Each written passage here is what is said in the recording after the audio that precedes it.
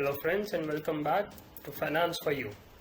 Today we are seeing the second consecutive day of a Bitcoin falling below the levels of its important support zone of 42.5 to 43,000 levels, and the major reason could be attributed to the news, the federal news stating a more aggressive stance towards the tapering, right?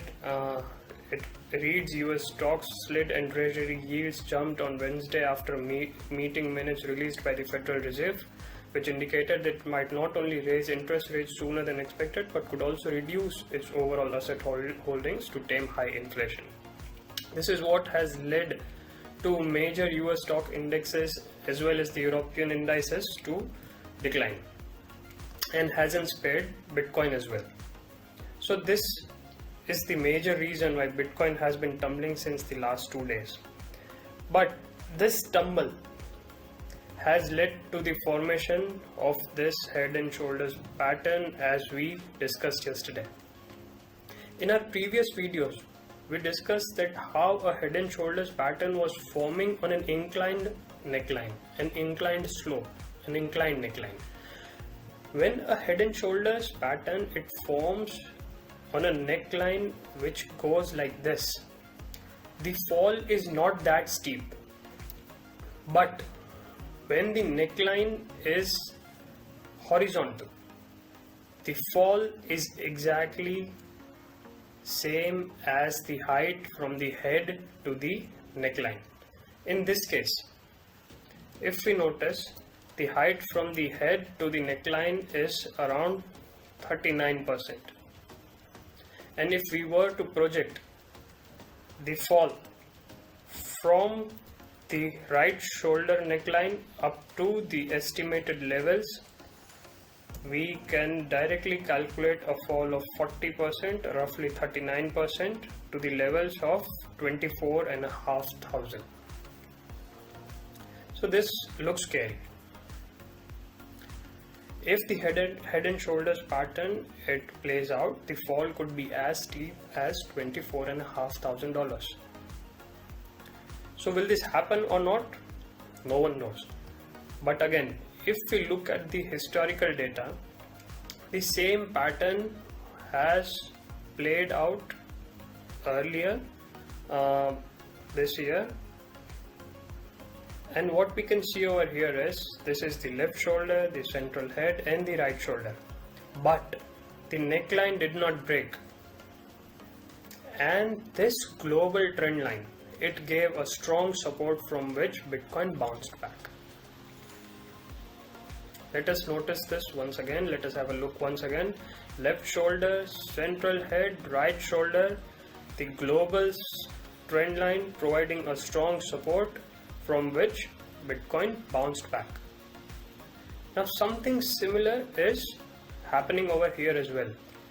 Left shoulder, central head, the right shoulder, and the global trend line is there to provide the support. The global trend line is also confluencing with one of the most major support areas, that is the $40,000 to $41,000 area levels. So all in all, there is a strong support at this area. If this does play out, the head and shoulder pattern, the fall is definitely going to be steep. But what we can expect over here is at least one bounce from this support area. Another theory that could substantiate our hopes of a possible bounce back from over here could be the Elliott wave theory.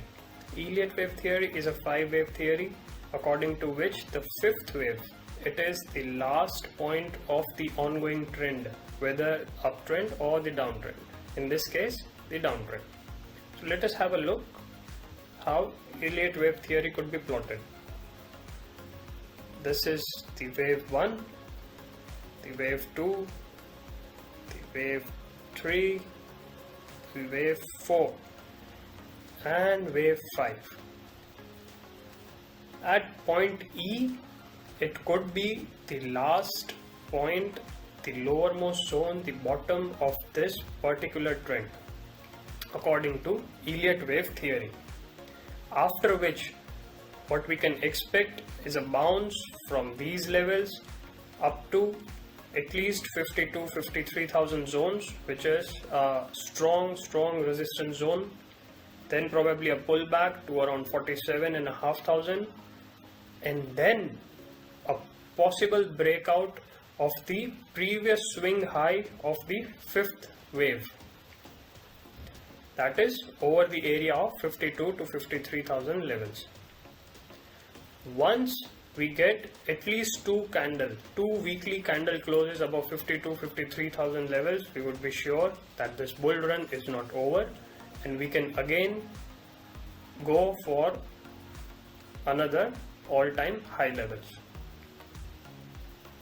But in case this neckline gets broken, then there are a few support zones that I have marked for you to take quick trades in case you want to, which are 37.5 to 38,000 levels. Then we have a good support at around 35.7,000 level, 33,000 level, 30,000 level, and finally at 24,000 level. If the neckline breaks as discussed, we could see a fall up to 25,000 levels. So to understand where people are placing the majority of their orders, let us go and have a look at the heat maps. These heat maps, they indicate the orders in the order book in form of these colored bars. More the color tending towards yellow, the stronger the amount of orders or the quantity of orders placed at that particular zone. Lighter the colors, the lesser the number of orders placed at that particular zone. So what we observe over here, let's have a look. In today's dump, there was a strong number of orders placed at around 41,000 levels, from which Bitcoin took an initial bounce. But then what we see that 40,000 levels has the highest number of orders placed. So we can expect probably today or tomorrow or during the weekend a volatility which may lead to the Bitcoin to dump to the levels of 40,000, and from there we can possibly see a bounce. So let us go back to the charts and let us understand once again. The negatives are that the Bitcoin is range bound in this channel, and it is still range bound. It is right about to play out the head and shoulders pattern. If in case it does, it may fall up to the levels of $25,000. But there are positives like there is a strong global trend line which is giving a good support, and Bitcoin is right about that point, and from where we can expect a good bounce. Also, if we look at historical pattern, this global trend line has given a strong support during the same kind of head and shoulder pattern formation in the past. Right. Also, the Elliott wave theory suggests that this is the bottom of this particular fall. This is the last of the fifth wave, and from here we can expect a reversal. If we go and have a look at what CoinMarketCap has to say, the global crypto market is at around $2.01 trillion as of now. Again, at a support zone of $2 trillion. We don't want it to fall below $2 trillion as of now, but let's see what future has in store for us. If we look at the major cryptocurrencies right now, everything seems to be in red. Ethereum seems to be falling a bit more than Bitcoin. It could be a good purchase point for now. If someone wants to take an entry and is a long-term hodler, then I think 3,300 levels are a good levels to take entry into. Solana has touched its all-time high about $200 and is now back to about $140. Cardano at 1.24. Terra Luna did fantastic this year, went more than $100 and is now resting at about 72. Polkadot at 25. Majority of them are moving along with Bitcoin in the direction where Bitcoin is headed. There are some coins which are doing fantastic even while the Bitcoin is slumping to the lower lows.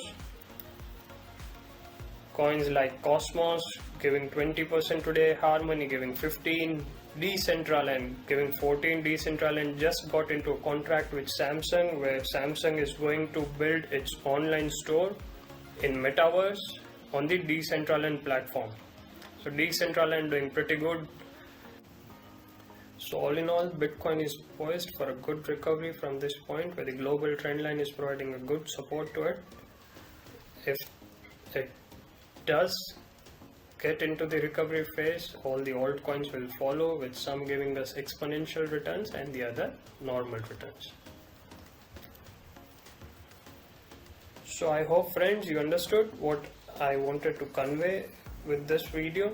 Right, we are currently sitting at a very important support zone, and it could be a good entry point if you want to put in your money at this particular point of time. I think a percentage of your total capital should be invested, and it would be a good buying point.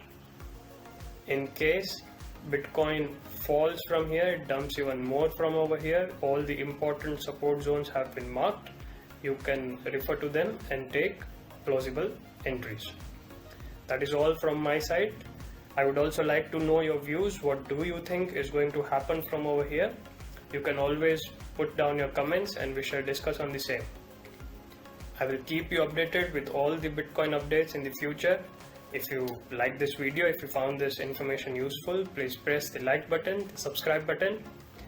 I'll see you again tomorrow. Till then, farewell.